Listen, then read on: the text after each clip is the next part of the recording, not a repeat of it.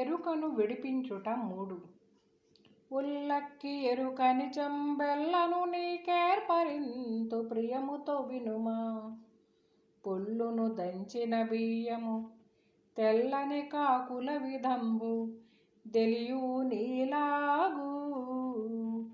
ఇట్లెరిగెరుక తెలివి నీవేగు. పిల్లలో ఉత్తుత్త బెల్ల పొంటలు గురు. పిల్లలు ఉత్తుత్త బెల్ల పొంటలు గురు.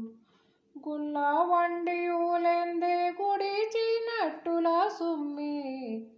కల్ల సంసారమును గని నరులెల్ల విభ్రమ చెంది తెలియక నెల్ల సుఖ దుఃఖంబులో బడి నెరుగ కొండిరి ఎరుక చేష్ట తెలియు మీలాగు. ఇట్లెరిగెరుక తెలివి నీవేగు.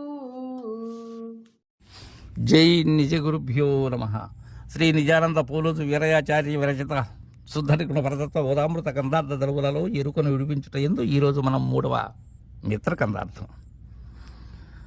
పనికత్తే విధానంగా ఉండాలి అనేటువంటి విషయంతో, ఎందుకంటే అది నా సొంతము కాదు అనేటువంటి భావన. అట్లనే ఈ బంధములు ఇవన్నీ కూడా శాశ్వతము కాదు అనేటువంటి భావనలో ఉన్నటువంటి వారికి వారు ఎరుక విడిచిన వారు, ఎరుక లేక సేవించేటువంటి వారు అని తెలియజేసి, శిష్య ఉళ్ళకి ఎరుక నిజం బెల్లను నీకేర్పరింతు,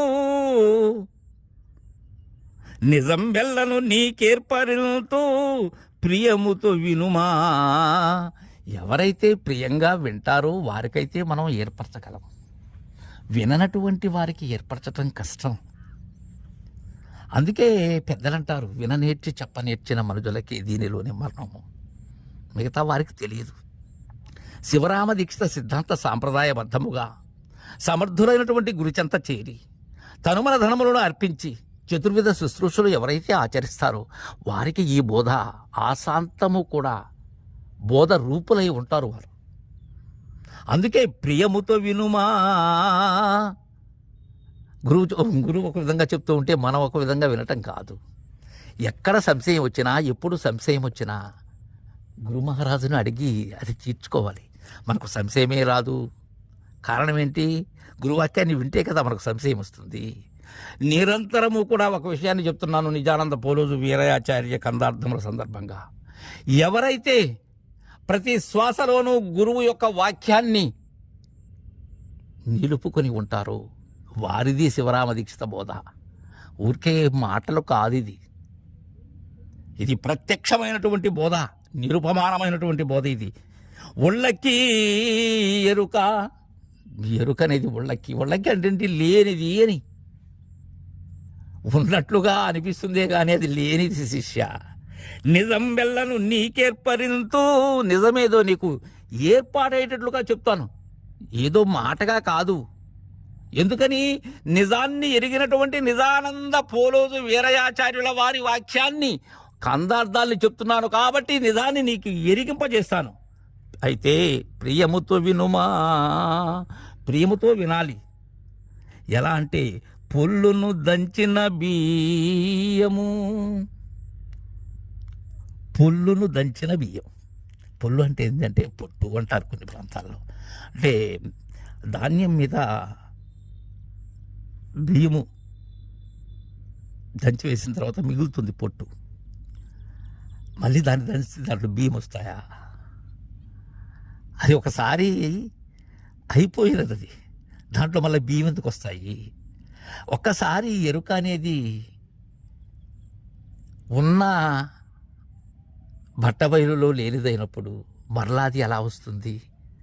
పుల్లున దంచిన బియ్యము లేవు అక్కడ. ఎంత దంచినా అక్కడ లేవు. తెల్లని కాకుల విధంబు. ఎక్కడైనా ఉన్నాయా తెల్లని కాకులు? కాకులైతే ఉన్నాయి, తెల్లని కాకులు ఎలా ఉన్నాయి? ఉన్నాయి. ఏంటంటే అజ్ఞానం అనబడేటువంటి కాకి ఏదైతే ఉన్నదో అవి ఎక్కడ చూసినా ఉంటాయి ఆ నల్లని కాకులు. అయితే గురుదరి చేరిన పిమ్మట ఏమయ్యాయి? తెల్లనివైపోయాయి. ఆ నలుపు పోయినది, ఆ జ్ఞానం పోయినది. కాకుల విధంబు తెలియు మీలాగు ఇట్లెరి ఎరుక తెలివి నీవేగు. ఈ విధంగా ఎరుగు. ఎరిగి ఎరుక తెలివి నీవేగు. ఇట్లెరు ఎరుక తెలివి నీవేగు అంటే ఇక్కడ ఎరుక తెలివి అని ఎందుకన్నారంటే తెలివి శరీరం రెండు కూడా. నీవేగు ఇంక ఏగేదేంది, ఎప్పుడో ఏగిపోయాను, ఎప్పుడో నా యొక్క నిజమేదో తెలిసి ఇది ఒళ్ళక్కని తెలిసిన పిమ్మట, గురుదేవులు ఏర్పాటు చేసిన పిమ్మట ఇక నేను ఎక్కడున్నాను, నిర్ణయం చేసే నేను ఎక్కడున్నాను. పిల్లలు ఉత్తుత్త బెల్ల పొంటలు గురు గుళ్ళ వండియు లేందే గుడిచినట్టుల సుమ్మి. చక్కని యుక్తి చెప్తున్నారు. ఎలా అంటే పిల్లలు బాల్యంలో అంటే ఒక 10 సంవత్సరాల లోపల పిల్లలంతా కూడా ఉత్తుత్త బెల్ల పొంటలు, వారు ఆటపాటల్లో ఏం చేస్తారంటే పెద్దాళ్ళు ఎలా చేస్తున్నారో అది గమనించుంటారు కదా, వారు కూడా ఇది బెల్లపన్నము, ఇది పాయసము, లేకపోతే ఇది పప్పు అని వండుతూ ఉంటారు. వాళ్ళు అక్కడ ఏమి ఉండవు, దానికి కావలసిన దినుసులు ఉండవు, పాత్రలు ఉండవు, ఏమీ ఉండవు. కానీ వారి ఊహలో మాత్రము ఉంటాయి. శిష్య, ఈ విషయాన్ని గమనించు. ఉత్తుత్త బెల్ల పొంటలవి, ఇదో నీకు వడ్డిస్తున్నా తిను. అందుకే గురుగుళ్ళ వండియు అలాంటి వంటలు చేస్తారు. గురుగుళ్ళు ఈ ఒక్కొక్క ప్రాంతాల్లో ఒక్కొక్క పేరుతో పిల్లలు చేసుకునేటువంటి వంటలు. అక్కడ ఏమీ ఉండదు, వాళ్ళ భావన లేందే గుడిచినట్టుల సుమ్మి. అక్కడ ఏమన్నా ఉన్నదా?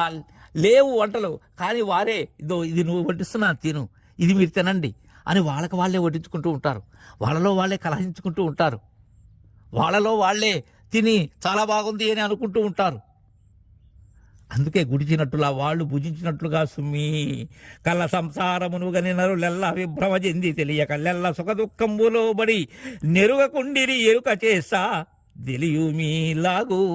కళ్ళ సంసారాన్ని కని లేనటువంటి సంసారం, ఆ పిల్ల చేసేటువంటి సంసారం అది వాళ్ళు లేకనే వండినట్లుగా నరులెల్ల విభ్రమ చెంది, భ్రమ కూడా కాదు విభ్రమ, భ్రమను మీరినటువంటి విభ్రమ చెంది, ఎందువల్ల తెలియక ఎల్ల సుఖ దుఃఖంబులో పడి ఇది సుఖమని ఇది దుఃఖమని వారికి వారే బేరేజు వేసుకునొచ్చు. ఏదైనా బాధ అనేది తన అనుభవంలోకి తెచ్చుకొని అది దుఃఖమని, ఏదైనా తనకు ఆనందం కలిగించేదైతే సుఖమని ఎరుగకుండిని ఎరుక చేస్తా. ఎరుక చేస్తా ఆ పిల్లలు ఏ విధముగా వాళ్ళ ఆటపాటల్లో ఇదై ఉన్నారో వారు దానిని నిజమని ఎలా అనుకుంటున్నారో ఆ విధంగా వాస్తవానికి చూస్తే పెద్దలైనటువంటి వారికి పొల్లున దంచిన బియ్యము లేవని తెలుసు, నల్లని కాకులు ఉన్నాయి కానీ తెల్లని కాకులు లేవని తెలుసు. ఈ విధముగా తెలియాలి నాయన. బియ్యం వచ్చేసేయాలి. పొల్లు ఎంత దంచితే దాంట్లో బియ్యం ఎలా వస్తాయి? కాకిలో ఉన్న నల్లనైనటువంటి అజ్ఞానం పోతే తెల్లని కాకే ఉన్నది. అయితే బాహ్యములో గమనించినట్లయితే ఇవి లేవు. గురుమంత్ర సిద్ధులైనటువంటి వారైతే ఈ ఎరుకను విడిచిన వారు, ఎరుకను మీరిన వారు, నిజాన్ని ఎరిగినటువంటి వారు, ఒళ్ళెక్కైనటువంటి ఎరుక లేదని ధృవీకరణ చెందినటువంటి వారు అని మనకు చక్కగా తెలియజేశారు. తరువాయి మిత్రకందార్థం రేపు ముచ్చటించుకుందాం. జై గురుదేవా.